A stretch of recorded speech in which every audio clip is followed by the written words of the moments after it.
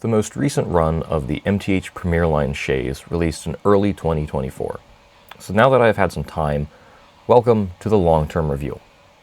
The MTH Premier Line has a reputation for high-end, detailed, smoking monsters, which normally are pretty reliable. The 2024 run of the Premier Line Shay has honestly been no different. I've had this engine since it released and haven't found any issues develop with it so far, nearly 2 years in. That is pretty good for a model that is mechanically complex compared to the normal model steam locomotive.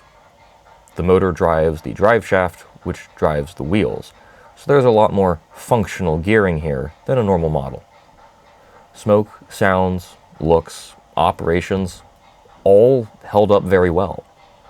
But I do have one critique. I'll note first that yes, there are 4-truck versions of this engine which may perform better, but I do not have one to test.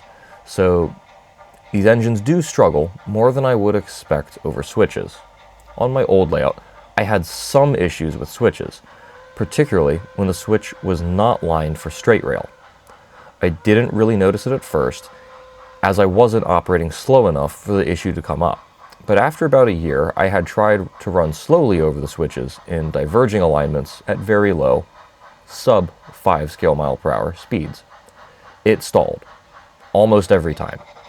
I got into the habit of running over the switches in diverging alignment at 7 scale miles an hour to ensure no issues. And that did work. Well, now I've moved the layout to the basement to allow room for our second kid, and in the process changed to an outer loop made with MTH real tracks instead of Atlas track. The engine house spur here is specifically to house the Shay, as I'd rather not handle it too much simply because of its more delicate and complex mechanical nature. And the switch from Atlas 054 switches to MTH real tracks 054 was a big improvement for the Shay. While I certainly have my gripes with MTH real track switches, the Shay does in fact perform much better over the MTH switch than it did over the Atlas switches. One would assume a Shay with all powered wheels and a longer electrical footprint would be fantastic at operation over switches. Somehow this just doesn't seem to hold up in practice with all switch brands. Not entirely a failing of the Shay, but a factor to consider. If you ask me, this isn't a deal breaker on these Shays, as 6 to 8 scale miles per hour for a Shay is not too fast to be prototypical.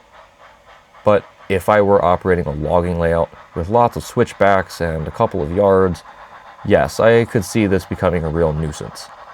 And if I had my pick, I prefer the look of the Atlas track. I simply went with MTH real tracks on this layout, as I had a loop of real tracks 072 curves sitting in a tote with minimal runtime. These are gorgeous models.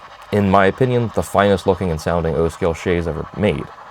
But there is room to improve them in the future, should MTH rerun these at any point.